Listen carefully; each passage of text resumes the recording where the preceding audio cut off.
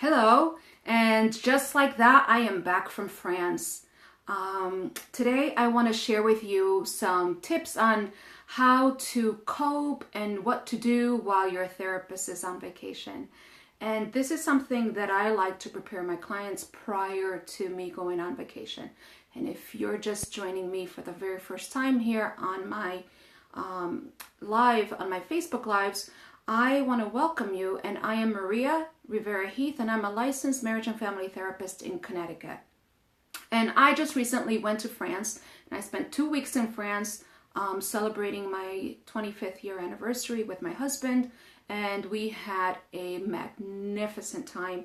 And that's not why I am here today, but I also want to share with you the fact that when, we're just humans too, therapists are humans just like everybody else, and everybody needs a break from their everyday work schedule or whatever.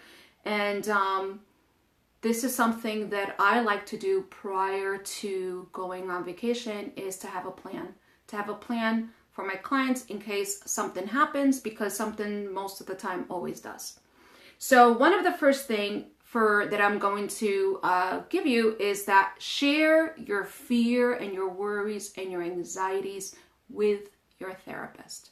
The relationship between a therapist and a client is very different than any relationship out there, because most of the time, depending on where you are in your journey, your therapist and you have created this relationship that you may not have with someone else. You may share a lot of things, a lot of personal things with your therapist that you don't share with other people. And therefore, this person that it is like your lifeline, like your super duper best friend, goes on vacation, but you can't call, you can't, do a voicemail or anything like that, like you would a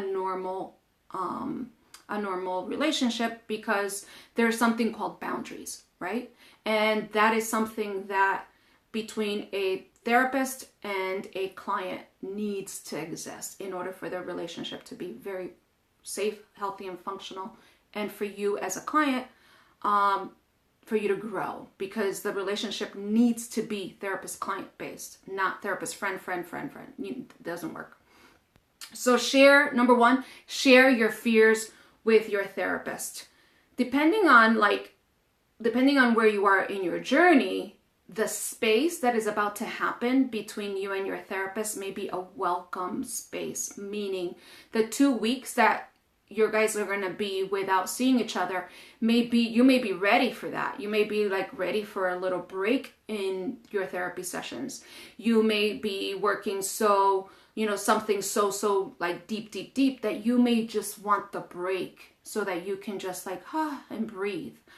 Or, it just gives you another idea or a little tip or some sort of insight in you may have to step it up in your game, because if your therapist goes away and it's all right, nothing really is changing, and all right, she went away or he went away and you're okay, and there's no anxiety, no fear, whatever, there's something in the relationship between you and your therapist in the therapeutic journey that needs to be boosted or ended.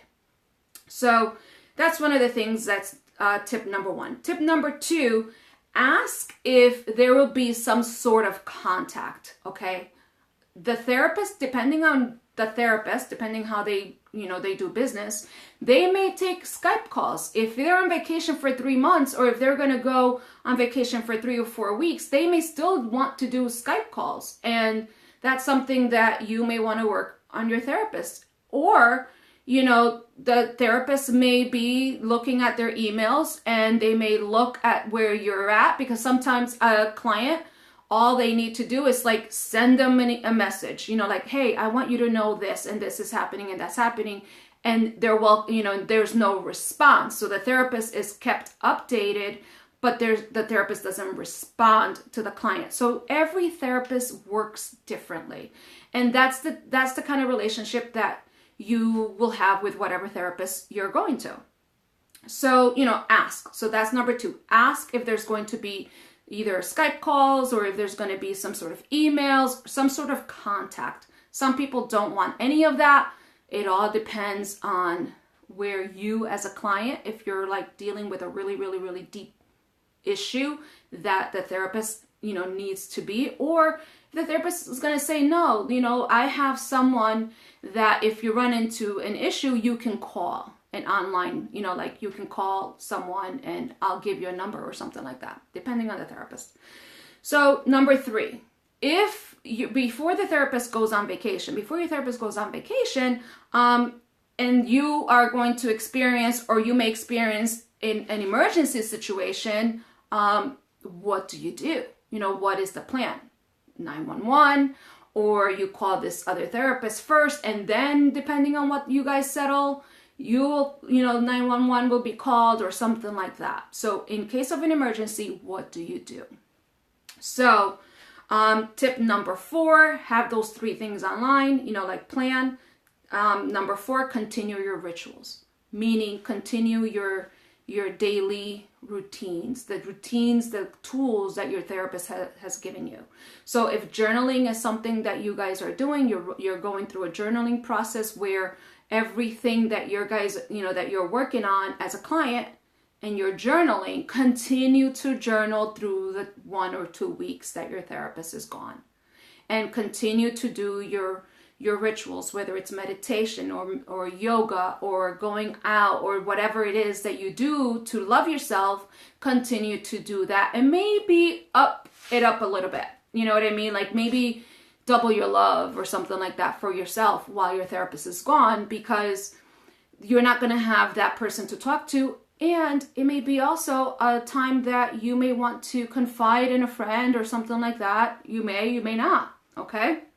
So another thing too is discuss with your therapist. This is tip number 5. Discuss with your therapist your disappointment. If you're feeling disappointed in the fact that your therapist decides to have a life and go on vacation, like how dare she, right? So like if you're disappointed in that, discuss that with your therapist. Discuss with your therapist that, hey, you know what? There's a trigger, I don't know why, but I'm feeling disappointed that you're going on vacation. Okay. So discuss that and write about it and talk about it either before your therapist goes on vacation, or write it in your journal and discuss it afterwards, because the relationship, like I'm mentioning, is a very unique relationship between a therapist and client. That's a very unique relationship. And it's also very similar to a mother-child relationship, father-daughter or father-son, depending on who your therapist is and depending on how you identify. So it's very similar to being disappointed in when you were a child and maybe your parents left on vacation and they didn't take you. So, you may be 35 years old, but that's a trigger that you're experiencing, and that's fair. That's enough to talk about. Don't feel ashamed. Don't feel ill or stupid or anything like that. It does happen. I get triggered. My inner child still gets triggered at the age of 51. And I know that my inner child is going to continue to get triggered until the day I die, because I am still working on myself. I will forever work on myself until the day I die. Okay? No one is done. So, and if you're done, you're really not growing. So that's something that discuss your disappointments with your therapist. And another thing that I also have is that the separation between the client and the therapist, when the therapist goes away, it could be vacation, it could be illness, it could be anything. But when the therapist gets away, it could be a traumatizing time, because some clients are working really deep-rooted issues, and now your therapist decides to go away. Like, I just told you this, and now you're going to go away, or I'm starting to see you today, and I've just seen you 3 weeks, and now you're going to, so it can be traumatizing for the client. So how do you self-soothe? Okay. What are the tools? What are the rituals? What are your practices that you use to self-soothe when you're disappointed, when you're upset? And that's something that you can also talk about with your therapist prior to your therapist going on vacation, so that you can have these tools on hand while your therapist is away. Okay? So, use you take a bath, use your journal, take yourself on a trip for the weekend. You can do that too. Go to the movies, read a book, do something that will keep you still on track so that when your therapist comes back, you're still working. So it's not like your therapist went on vacation and you also went on vacation, like mentally on vacation and you did nothing. Okay. So just keep yourself active.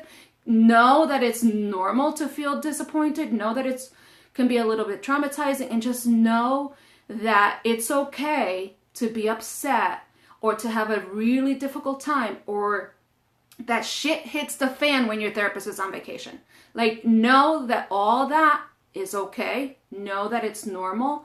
And also know that it's very, very, very healthy for your therapist to take time off. Okay? That's a healthy therapist. A therapist that takes good care of herself is taking time off for herself, for myself. Like, I take time off. That's one way. Traveling is one way that I love myself very deeply. And that's something that I also want to model, not only for my children and for my, family, but I want to model that for my clients as well.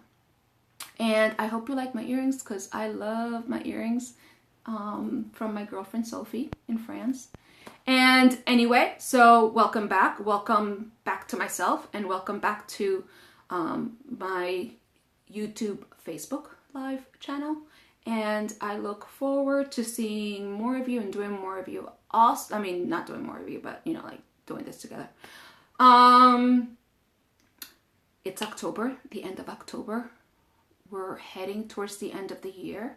This is the time when I start setting my goals. I start thinking about what word is going to be for my next year, and and then that's something that I'm going to bring forward for you in the next few weeks, along with more self-love and more self-care.